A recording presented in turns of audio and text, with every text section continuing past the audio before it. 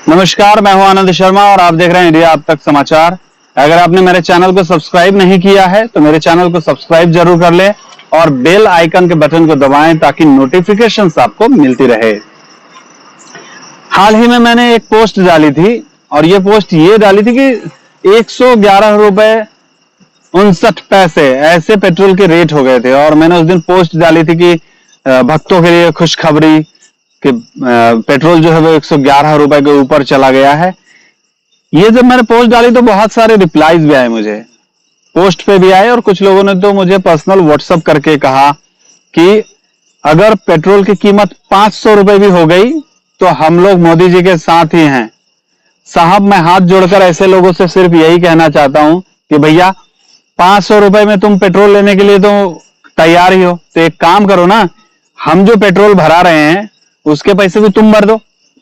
जब भी ऐसे मोदी भक्त जो 500 रुपए में पेट्रोल भरने के लिए या 1000 रुपए में पेट्रोल भरने के लिए तैयार हैं, ऐसे मोदी भक्त जब भी पेट्रोल पंप पर जाते हैं तो कृपया करके वहां पे 100 रुपए का पेट्रोल भराइए और 400 रुपए हम जैसे गरीबों के लिए जो 100 रुपए अफोर्ड नहीं कर रहे, 111 रुपए अफोर्ड नहीं कर पा रहे हैं, ऐसे लोगों के लिए डोनेट कर दीजिए। उनको कहिए कि ये हम डोनेशन दे रहे हैं, 4 लीटर किसी आप दूसरे को भर सकते हैं। हम लोगों को वो पेट्रोल जो है वो पेट्रोल पंप वाला अगर 50% डिस्काउंट में भी देगा, 8 लोग पेट्रोल भरवा लेंगे। साहब, आपका कितना नाम लेंगे और मोदी जी का भी नाम लेंगे, हम भी जय जयकार करेंगे। प्लीज मैं आप सभी से रिक्वेस्ट करता हूं, जो लोग ऐसा कहते हैं कि मोदी जी हैं और हमको मोदी जी ही चाहिए, बीजेपी सरकार ही चाहिए और हम मोदी जी के लिए 500 रुपए पेट्रोल भी भराने के लिए तैयार हैं, कृपया करके हमारे लिए जब आप पेट्रोल भरवाने जाते हैं तो जरा ज्यादा का पेट्रोल भरवाइए। वहां पर 100 रुपए का पेट्रोल जब आप लेते हैं तो 500 रुपए का समझ के आप 400 रुपए हमारे नाम पर वहां पे दे दीजिए, डोनेट कीजिए हम जैसे लोगों के लिए जो लोग ये अफोर्ड नहीं कर पा रहे हैं। देखिए, बहुत सारी चीजें ऐसी है जो नहीं होनी चाहिए, लेकिन भक्ति में तल्लीन व्यक्ति को कुछ समझ में नहीं आता है। वो भक्ति करनी भी चाहिए, भक्ति से कोई परेशानी नहीं है, परेशानी अंधभक्ति से है। आंखें खोलिए, देखिए कि क्या हो रहा है।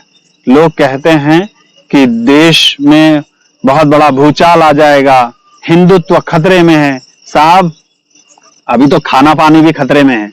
आप रहेंगे नहीं तो आगे क्या होगा, देखने वाला बचेगा कौन। इन सब चीजों में मत रहिए। ये देखिए कि क्या चीज चल रही है। क्या देश में बेरोजगारी हट रही है? क्या देश में रोजगार के लिए कुछ काम किया जा रहा है? क्या देश की तरक्की के लिए कुछ काम किया जा रहा है? क्या हिंदू मुसलमान के लफड़े में फंसे हुए साहब आप? हिंदू में भी वही खून है और मुसलमान में भी वही खून है। बहुत सारे लोग जो है वो जब आजादी की लड़ाई हुई थी तो उस वक्त कोई मुसलमान नहीं और हिंदू नहीं देखा जा रहा था। बहुत सारे मुसलमानों ने भी कुर्बानियां दी थी, इतिहास गवाह है। तो भारतवर्ष को अगर बचाना है तो हिंदू मुसलमान को छोड़ के पहले रोजगार लाना है।